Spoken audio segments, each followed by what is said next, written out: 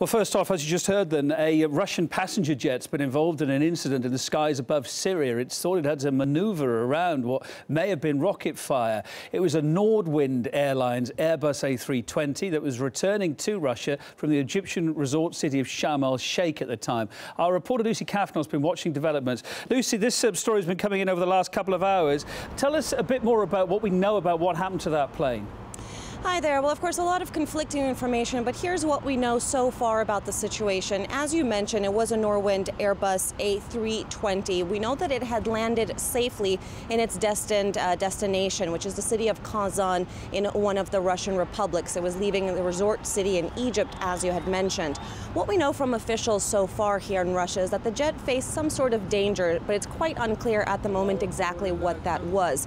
As you had mentioned, there had been some conflicting reports about potential missiles, but that is not something that we've been able to confirm whatsoever at the moment. All we can say is there was some sort of an incident, and according to Russian officials, the pilots themselves had reported seeing some sort of potential military action that they felt could be a danger to the plane, and they reportedly took evasive actions, but again, this has not been confirmed as of now. What we do know is that there's at least 157 passengers on board. Everyone has landed safely so far. As I mentioned, in Kazan, the former Russian Republic, there's no one, it's quite unclear at the moment who or what may have caused this so-called dangerous incident. Again, a lot of misinformation out there on the internet, out there on Twitter, but we do know that Russian officials have said that they're going to investigate this issue and try to get to the bottom of it. We have to keep in mind, of course, that over the past more than 2 years now, Syria has faced